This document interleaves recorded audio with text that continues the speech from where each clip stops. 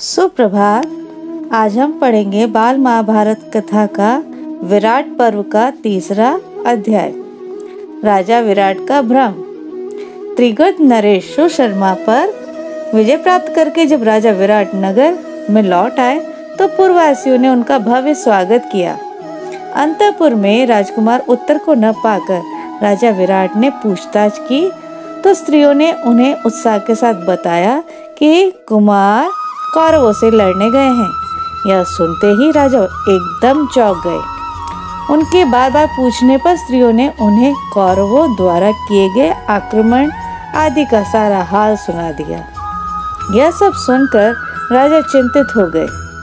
राजा को इस प्रकार शोकातुर होते देखकर कंग ने उन्हें दिलासा दिया और कहा कि आप राजकुमार की चिंता न करें, बृहन्नला सारथी बनकर उनके साथ गई हुई है। कंग कभी इस बात की पुष्टि कर ही रहे थे, तभी राजकुमार उत्तर के भेजे हुए दूतों ने आकर राजा विराट से कहा, राजन आपका कल्याण हो, राजकुमार जीत गए हैं। कौरव सेना तीतर भीतर कर दी गई है और गायें छुड़ा ली गई है। दूतों के मुख से यह सुनकर राजा विराट की आंखें फटी की फटी रह गई। उन्हें विश्वास ही नहीं हो रहा था कि राजकुमार ने अकेले ही कौरवों को जीत लिया होगा। पुत्र की विजय की बात जानकर राजा विराट खुशी और अभिमान के मारे फूले न समाये। उन्होंने दूतों को अनगिनत रत्न एवं धन पुरस्कार के रूप में देकर बहुत खुशी मनाई। इसके बाद राजा ने अंतपुर में जाकर बड़ी प्रसन्नता से सैरंध्री से कहा, सैरंध्री जरा चौपट के गोटे तो ले आओ, कंक के साथ दो दो हाथ चौपट खेल ली जाए। आज मैं खुशी के मारे पागल हो गया हूँ। मेरी समझ में नहीं आ रहा है कि मैं अपनी खुशी को व्यक्त कैसे करूं। विराट और कंग दोनों चौपड़ खेलने लगे और साथ साथ बातें भी करने लगे। विराट ने कहा, देखा राजकुमार का शौर्य, प्रसिद्ध कौरव वीरों को मेरे पुत्र उत्तर ने अकेले ही लड़कर जीत लिया।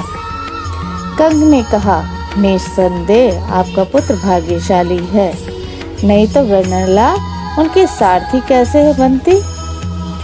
यह सुनकर विराट झुंझला उठे और बोले, आपने क्या बृहन्नला की रट लगा रखी है।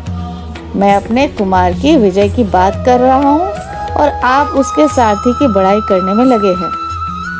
कंग ने जब जैसे ही बृहन्नला का नाम लेकर कुछ कहना चाहा तो राजा से रहा न गया और उसने अपने हाथ का पासा कंग के मुंह पर दे मारा, जिससे उनके मुख पर चोट लग गई और रक्त बहने लगा। इतने में द्वारपाल ने आकर राजा को यह समाचार सुनाया कि राजकुमार उत्तर बृहन्नला के साथ द्वार पर खड़े हैं और उनसे भेंट करना चाहते हैं। यह सुनते ही राजा विराट जल्द से उठे और बोले, आने दो उनको, आने दो। कंग ने द्वारपाल को इशारे से केवल राजकुमार को ही लाने के लिए कहा। उन्हें डर था कि राजा के हाथों उनको जो चोट लगी है, कहीं उसे देखकर अर्जुन गुस्से में कोई गड़बड़ी न कर दे। यही सोचकर उन्होंने द्वारपाल को ऐसा आदेश दिया। राजकुमार उत्तर ने प्रवेश करके पहले अपने पिता को प्रणाम किया, फिर वह कंक को प्रणाम करना ही चाहता था कि उनके मुख से रक्त बहता देखकर वह हैरान हो गया। उसे अर्जुन से यह पता लग चुका था कि कंक तो वास्तव में युधिष्ठिर है। उसने अपने पिता से पूछा, पिताजी इनको यह पीड़ा किसने पहुंचाई है। विराट ने कहा, पुत्र क्रोध में आकर मैंने ही इन्हें चौपड़ के पास से फेंक मारे। बताओ तुम उदास क्यों हो गए। पिता की बात सुनकर राजकुमार कांप गया। विराट को कुछ भी समझ में नहीं आया कि आखिर बात क्या है। उत्तर ने आग्रह किया तो उन्होंने कंक के पांव पकड़कर उनसे क्षमा याचना की। इसके बाद उत्तर को गले लगा लिया और कहा, बेटे बड़े वीर हो तुम। उत्तर ने कहा, पिताजी मैंने किसी सेना को नहीं हराया, मैं तो लड़ा भी नहीं। राजा ने बड़ी उत्कंठा के साथ उनसे पूछा, फिर कौन था वह वीर? कहाँ है वह? उसे बुला लाओ। राजकुमार ने कहा, पिताजी, मेरा विश्वास है कि आज या कल वह अवश्य प्रकट होंगे। थोड़ी देर तक तो पांडवों ने सोचा कि अब ज्यादा विवाद करना और अपने को छिपाए रखना ठीक नहीं है। इसलिए अर्जुन ने पहले विराट को और फिर सारी सभा को अपना वास्तविक परिचय दे दिया। लोगों के आनंद और आश्चर्य का ठिकाना न रहा। सभा में कोलाहल मच गया। राजा विराट का हृदय आनंद, कृतज्ञता और आश्चर्य से प्रफुल्लित हो उठा।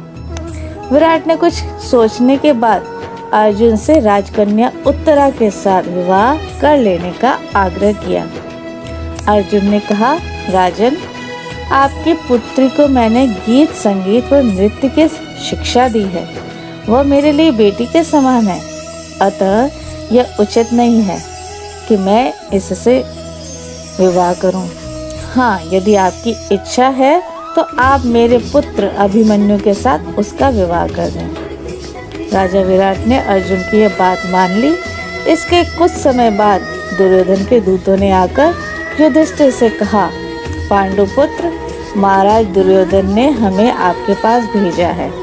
उनका कहना है कि जल्दीबाजी के कारण अर्जुन प्रतिज्ञा पूरी होने से पहले ही पहचान लिए गए हैं। इसलिए शर्त के अनुसार आपको 12 वर्ष के लिए फिर से वनवास करना होगा।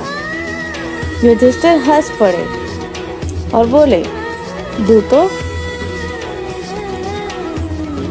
शीघ्र ही वापस जाओ और दुर्योधन से कहो कि वह भीष्म पितामह और अन्य जानकारों से पूछ ले। इस प्रकार का निश्चय करे कि अर्जुन जब प्रकट हुआ था तब प्रतिज्ञा की अवधि पूरी हो चुकी थी या नहीं। मेरा दावा है कि 13वां वर्ष पूरा होने के बाद ही अर्जुन ने धनुष की टंकार की थी। अब आगे देखेंगे कि यह सही था या नहीं।